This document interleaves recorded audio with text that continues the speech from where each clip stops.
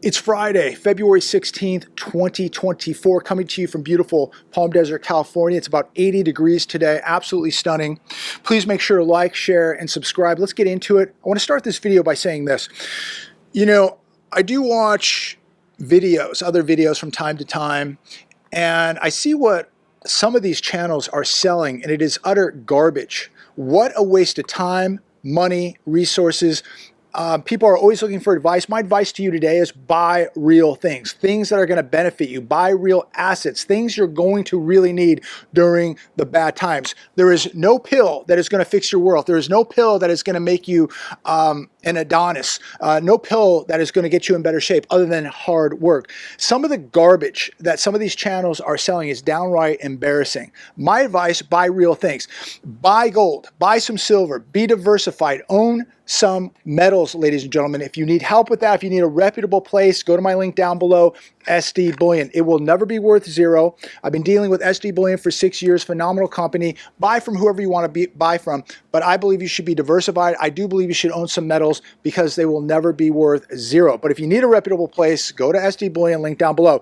Now, if you're an owner of gold or silver, you should have one of these too. I'm not sure if this is focusing. Hopefully it is. This is a gold balance. This measures 7 of your most popular gold coins, the width, the diameter, and the weight. They're $26. I don't make a dime. My good friend Ryan, who's been a longtime listener, subscriber, still has some of these. He's a good guy. We should be supporting the community. If you don't have gold, he has these in silver too. They will measure the most popular 7 coins with diameter and weight. So check those out. Make sure you have one. And also, one of my favorites from TCal Knives. Hopefully this is also focusing. Tim makes some of the most incredible knives on planet Earth. I'm not sure if this is focusing, but this is the Night Stalker, and Tim was nice enough to send this to me. I don't make a dime, but I just think that if you need a good blade, and you should be adding a good blade to your EDC, and I carry this quite frequently, ladies and gentlemen. I don't know if this is focusing. I think it is. There you go. These are all handmade TCal knives. Just some of the nicest, finest knives in the world, and this is definitely part of my EDC. This is a real asset, ladies and gentlemen. This could save my life. This is something that I carry daily next to my main tool, which is a G17. So if something happens, I can't get to it, this is backup right here. I have this. But Tim makes some of the most incredible, finest quality knives on planet Earth. TCal Knives, check them out. I don't make a dime. But I think it's important that you not waste your money on garbage that is not going to serve a purpose, garbage that is not really an asset, garbage that will not protect you financially or physically. These are the type of assets that will. So, you know, these are the people we should be supporting. We should be supporting people in our community, people who have tools or assets that really apply to our everyday needs. And these are people who believe what is happening, not just, you know, trying to make a buck. So again, you know, some of the stuff that I see advertised on some of these channels that they're trying to get you to buy, it's almost insulting to your intelligence. Buy real things. Buy things that are real assets. Buy things that are going to benefit you at the worst of times. But shifting gears here a little bit. 10-year Treasury yield spikes above 4.3% after hot producer prices report. PPI rose 0.3% in January, above the 0.1% that was forecasted. I don't know how in the world they're going to justify cutting rates because inflation's not going away, and we don't even know what the real inflation number is. In fact, I think, and many of you I think would agree, comment down below, I think they need to be raising rates right now. We shouldn't even be thinking about cutting rates. We should be thinking about raising rates. The only people that are going to benefit from rate cutting are the ultra wealthy. Wealthy people will benefit from rate cuts, not you and I. Rates need to go up, not down, ladies and gentlemen. Here's another one. Mortgage rates shoot to 2-month high after new report shows inflation is still hot. This is on CNBC. I just looked at bankrate.com. A 30-year fix is at 7.24%. How in the world are they going to cut rates, ladies and gentlemen. Jerome Powell, please explain to us, when you have a tight labor market, when you have home prices at this level not coming down, when supposedly we have 8.9 million jobs out there, supposedly unemployment at 3.7%, which, listen, I don't believe any of this stuff, but these are the numbers. This is the data that the Fed is looking at. How in the world are they going to justify it? But at the end of the day, there's no doubt, we can all agree, we have inflation. And the Fed was supposed to be raising rates to counter inflation, and it's not working. It's not going away. And one reason is because they didn't raise rates high enough, because they couldn't admit to you and I what the real rate of inflation was and is. And they're still not telling you the real number that inflation is sitting at. It is not sitting at 3.9%. It is not sitting at 3.2%. I don't even know what number it is today, but it is nowhere near 2%. It is well above 10%. And many of you would probably say it's 20%. I mean, just go to the grocery store. Just pay for a service. Just pay for your health insurance, your car insurance. It goes on and on and on. Who knows what the real number is? All I know is that interest rates are not high enough to counter it. Here's one from the Hedge today. Housing starts collapse in January. Biggest month-over-month decline since the health crisis. So home starts were down 14.8% month-over-month. It says here, inventory of new houses for sale remains elevated and suggests builders may be cautious about beginning new projects. I thought everybody was working. I thought everybody was making money. I thought the economy was booming. And we're seeing home starts down almost 15%. Government numbers tell us that construction employment is booming, yet we're watching construction activity plunging. So what gives? 2 and 2 is not adding up to 4 here, ladies and gentlemen. So they are lying. They are lying to us. The data is not accurate. That is for sure. Here's another one from CNBC. Finding a job is getting harder even in a strong labor market. It's just a mess, says Recruiting Pro. People have written me multiple times telling me that they've applied online for multiple jobs, no response. So these people are being ghosted. They're filling out these resumes online. And many people have written to me, says there's no phone number. You go online, you go to a website, you fill out a resume, you don't talk to a human being, there's no number, no human, and you don't hear anything. And people have told me they have filled out a lot of resumes and never gotten a call, have never gotten an email, no response. They are being ghosted. So you got to ask yourself, they're telling us that there's 8.9 million jobs out there. Yes, of course, most of these are part-time jobs, most of these are low-wage jobs, but how many of these jobs are even real? How accurate is this when so many people are being ghosted? So many people are applying for jobs and they're not getting a response. At the end of the day, I will say this. Do whatever you can in your power not to lose your job, especially if you have a good job. Quality jobs are going to get more and more difficult to find. And even less quality jobs are going to get more difficult to find because a lot of these jobs out there are fake. They don't even exist. Nobody's going to call you back.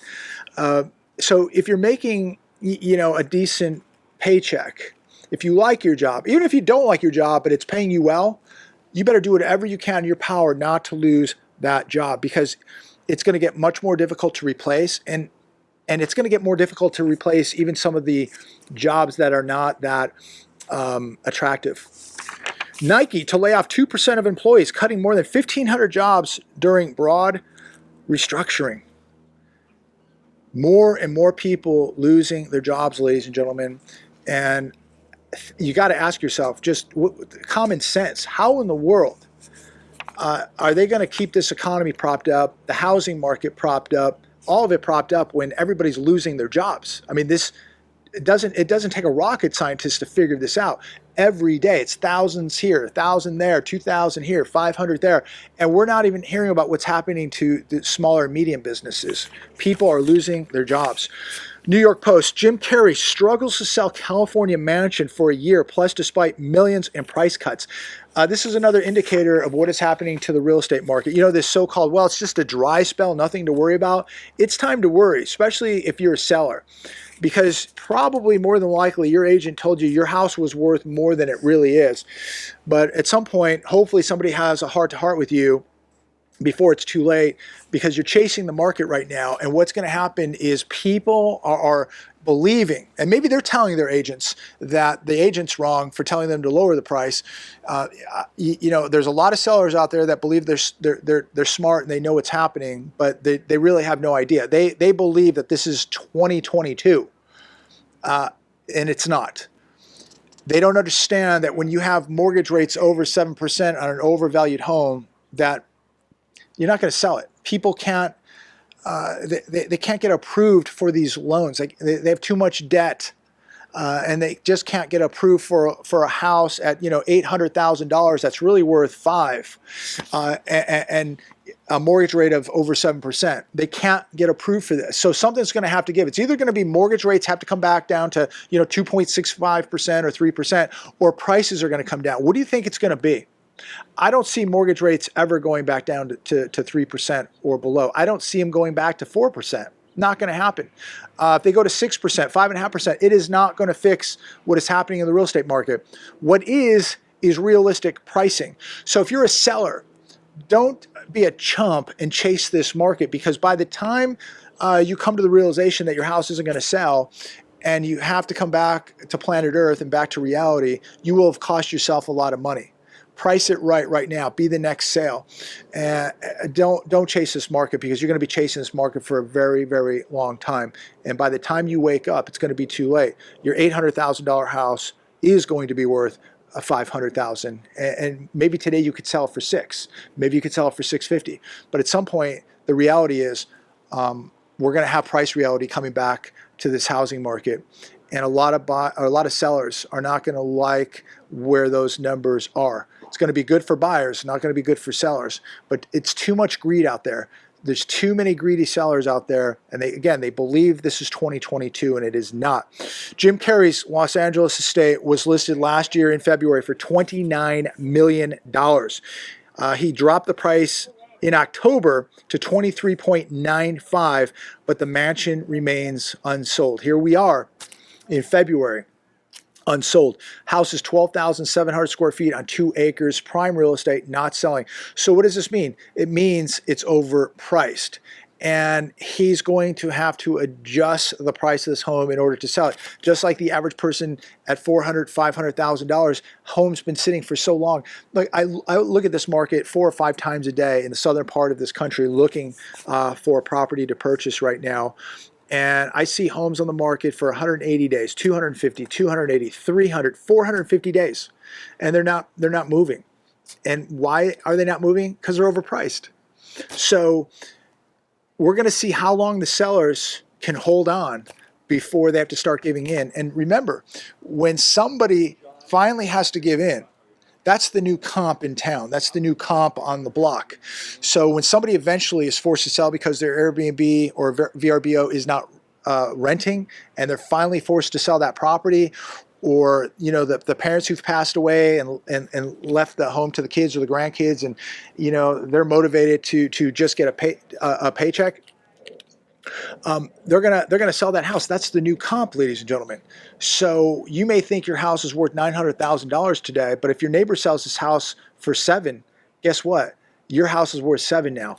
So a lot to think about. This market is going to start really changing here, I think, a little quicker now that we get into spring and into summer. We're going to start seeing things happening in the real estate market, and we're going to see prices coming down, because I think there's a lot of sellers out there that are going to be landlords, short-term rentals, Airbnb crowd, the VRBOs, that are going to be forced to sell. People losing their jobs, forced to sell. People getting divorced, forced to sell.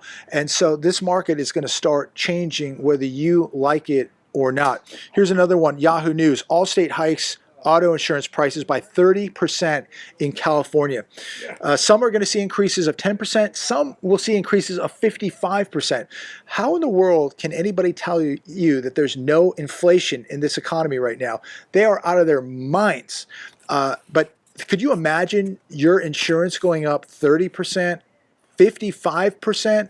My auto insurance is up about close to 20% right now. I don't know how people are doing this. Comment down below. Have you seen an increase in your auto insurance? How are people doing it? How are people taking their kids to dinner, to a fast food dinner? I mean, I don't get how people are doing this. I really, really don't. I guess thank God for credit cards, because I think a lot of people, that's their lifeline. But when that goes, where does this all go? Wall Street Journal tells readers to save money, maybe you should skip breakfast. Isn't that nice? I was looking at this Bloomberg opinion. Bloomberg gave some advice. Take a bus. Don't buy in bulk. Try lentils instead of meat. Doesn't that sound delicious? Nobody said that this would be fun. This, according to a Bloomberg opinion. Try lentils instead of meat. I mean, it must be nice to be wealthy enough that you can just tell the peasants to eat beans, not meat. To take a bus. Don't own a car. Get on a bus. And you know, it's nice that these elite just tell everybody that it's not going to be easy. It's not going to be easy for you.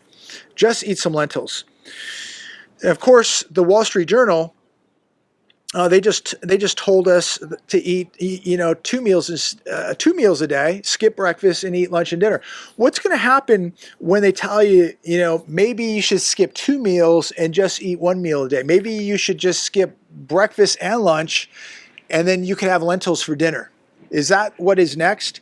I mean, the audacity of these people to talk to the American people like this, where people now have to skip a meal. What if you don't want to skip a meal? What if you don't want to eat lentils? What if you want to have a steak? It's becoming a luxury now just to have a piece of meat in your diet. That's where we're at today, ladies and gentlemen. Bloomberg, Wall Street Journal. Hey, it's not going to be easy. Just eat some lentils. Maybe skip breakfast. Wow. I'm going to close with this last video.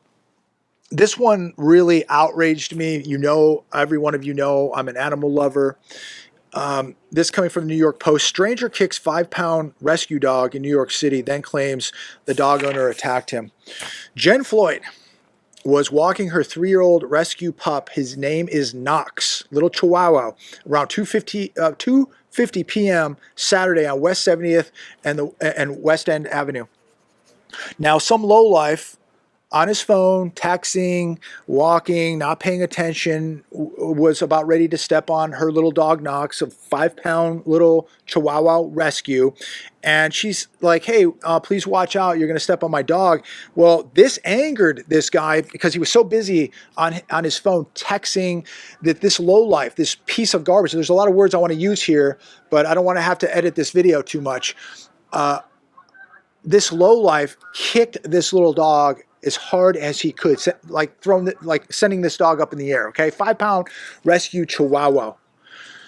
Now, the dog yelped, visibly in pain, crying.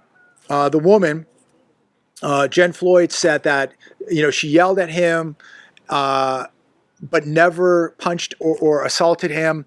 This lowlife went to the police the next day and filed a complaint saying that Jen Floyd, the owner of this little dog, basically assaulted him, that she punched him and kicked him. She said, I never punched him, I never kicked him. Maybe I kicked his foot out of the way when he was trying to kick my dog, but that's it. What do you think about this? First off, I want to say this. I would probably be in a jail cell right now. I probably wouldn't be making this video right now if this was one of my dogs. If this was Nugget or Mimi, I would probably be in a jail cell. This could have been really, really bad. So luckily, nothing like that has ever happened, and hopefully nothing like that never happens to my dogs, because I would have to go nuclear. I'm just being honest with all of you. You know, this is part of my family, and if somebody did that, I don't know how bad it would be for the other person. Honestly, I really don't. I will try to control myself at all times, but you put a finger on my family, all bets are off, period.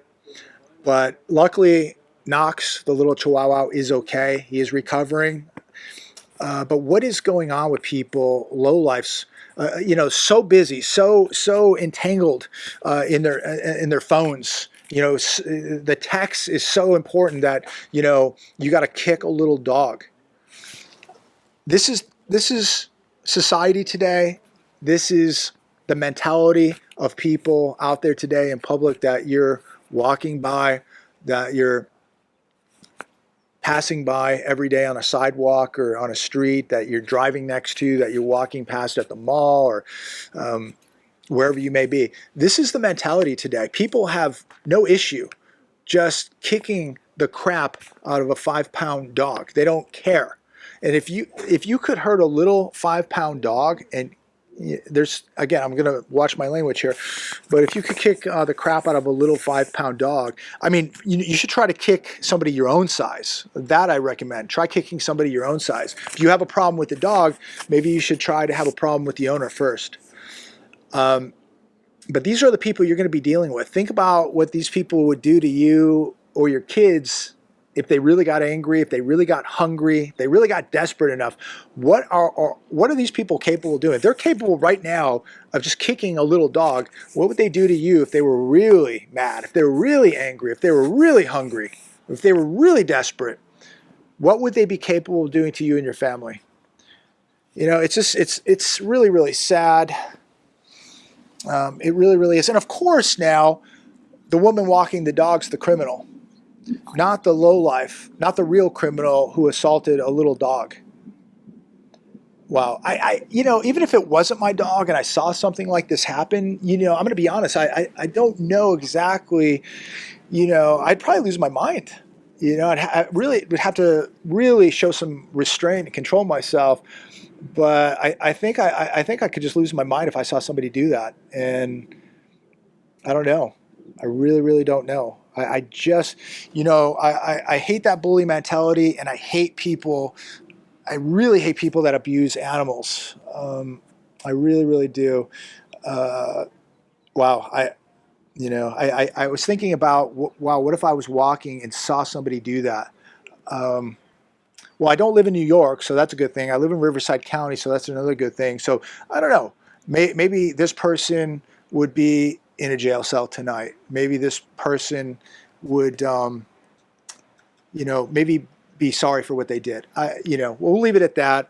Comment down below. What would you do if you saw somebody kick the crap out of a little 5-pound rescue dog that a woman was walking? What would you do if it was your dog walking one of your little dogs? What would you do? Maybe you have a big dog, and maybe your big dog would rip their leg off. That would be nice. But what if you were walking a little tiny dog? What would you do if they did that to your animal? Comment down below. I'd be really, really curious. Would you show constraint? Would you ignore it? Or would you go nuclear? I'm really curious to know what all of you would do. But thank God little Knox is good. I'm going to leave it there today. Have a good weekend. And God bless every one of you. We got big trouble ahead, no doubt about that. It's already here. Be praying for America. Be walking close to God. It's not always about, the gold, the silver, putting cash away. It's about walking close to God. It's about saying your prayers and giving God all thanks and glory for everything He's blessed you with, family, friends, health, etc. Be walking close to God. Ask God for direction. Ask God for strength. We are in uncharted water here, and we need strength. We need direction. So be praying to God every night for that strength, for that direction. Have a great weekend. Be preparing. Take some time this weekend. Add to your preparations. Make sure you're getting in better shape. Make sure you're working on your defensive skills in jiu-jitsu, boxing, whatever you're doing. It's very, very important, ladies and gentlemen. As always, I look forward to speaking with each and every one of you. None of this is possible without you. Thank you so much for tuning in. Like, share, subscribe, and talk to all of you soon.